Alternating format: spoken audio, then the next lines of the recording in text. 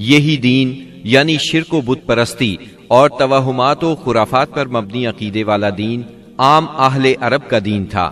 اس کے علاوہ جزیرۃ العرب کے مختلف اطراف میں یہودیت، مسیحیت، مجوسیت اور سابعیت نے بھی قدم جما لیے تھے۔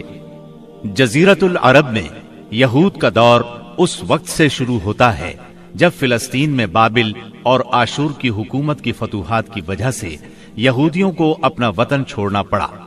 اس حکومت کی سخت گیری اور بخت نصر کے ہاتھوں یہودی بستیوں کی تباہی اور ویرانی، ان کے ہیکل کی بربادی اور ان کی اکثریت کی ملک بابل سے جلا وطنی کا نتیجہ یہ ہوا کہ یہود کی ایک جماعت فلسطین چھوڑ کر حجاز کے شمالی اطراف میں آ بسی اور یثرب، خیبر اور تیماء میں آباد ہو کر یہاں اپنی باقاعدہ بستیاں بسا لی، قلعے تعمیر کر لیے اور گڑھیاں بنا لی۔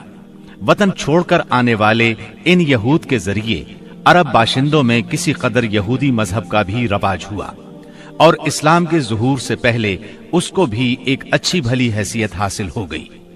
اسلام کے ظہور کے وقت مشہور یہودی قبائل یہ تھے: خیبر، نذیر، مستلق، قریظہ اور قینقاع۔ جہاں تک عیسائی مذہب کا تعلق ہے، بلاد عرب میں اس کی آمد حبشی اور رومی قبضہ گیروں اور فاتحین کے ذریعے ہوئی۔ یمن پر حبشیوں کا قبضہ پہلی بار 340 عیسوی میں ہوا اور 378 عیسوی تک برقرار رہا۔ اس دوران یمن میں مسیحی مشن کام کرتا رہا۔ قریباً اسی زمانے میں ایک متقی اور پرہیزگار شخص فیمیون نجران پہنچا اور وہاں کے باشندوں میں عیسائی مذہب کی تبلیغ کی۔ نجران کے لوگوں کو اس کے دین میں کچھ ایسی سچی علامات نظر آئیں کہ وہ عیسائی ہو گئے۔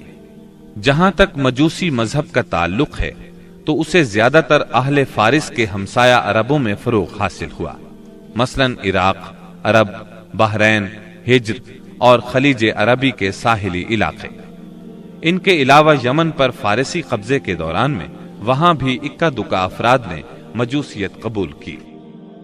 باقی رہا صابی مذہب، تو عراق کے آثار قدیمہ کی کھدائی کے دوران جو کتبات برآمد ہوئے ان سے پتہ چلتا ہے کہ یہ ابراہیم علیہ السلام کی کلدانی قوم کا مذہب تھا۔ دور قدیم میں شام و یمن کے بہت سے باشندے بھی اسی مذہب کے پیروکار تھے۔ عرب کے باقی دینوں کے ماننے والوں کا حال مشرکین ہی جیسا تھا، کیونکہ ان کے دل یکساں تھے، عقائد ایک سے تھے اور رسم و رواج میں ہم آہنگی تھی۔